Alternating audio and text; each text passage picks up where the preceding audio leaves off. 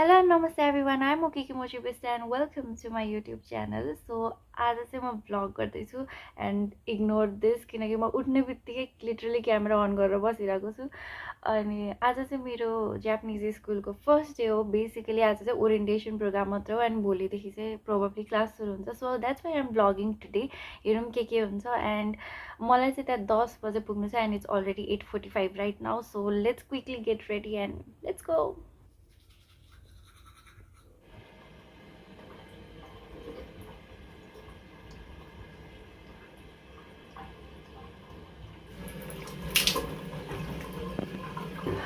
So अब चाहिँ म छिटो छिटो खाना बनाउँछु and then I will see you guys.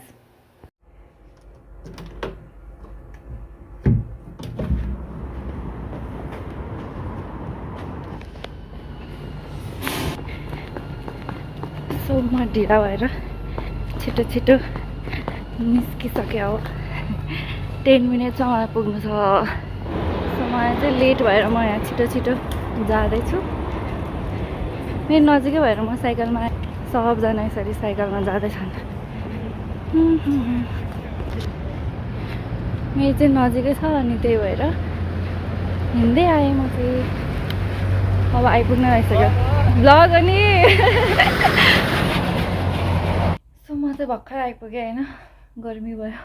अहिले चाहिँ 1 बजिरहेको छ अनि त्यतातिर चाहिँ अब धेरै सुट गर्न मिलेन स्कुलभित्र. सो त्यहाँ गरिनँ अनि बाटोमा पनि मेरो चाहिँ एकदमै नजिकै छ गएको. त्यति धेरै टाढा पनि छैन. त्यही भएर साइकलमा जाँदा पनि हुन्छ हिँडेर जाँदा पनि हुन्छ. सो मेरो चाहिँ त्यो चाहिँ मलाई सजिलो छ होइन. कतिजना कति टाढा टाढाबाट पनि आइरहेको हुन्छन्.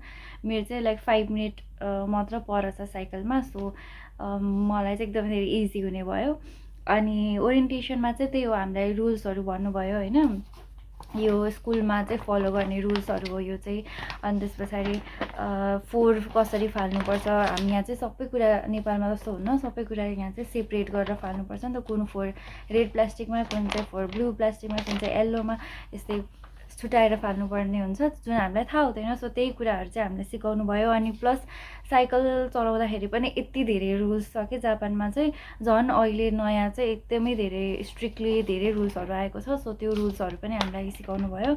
अनि प्लस अब स्कुलको जेनरल रुल्सहरू होइन त्यो सिकाउनु भयो.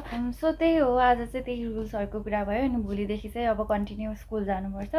अनि जे होस् नयाँ एक्सपिरियन्स भइरहेको छ मलाई होइन.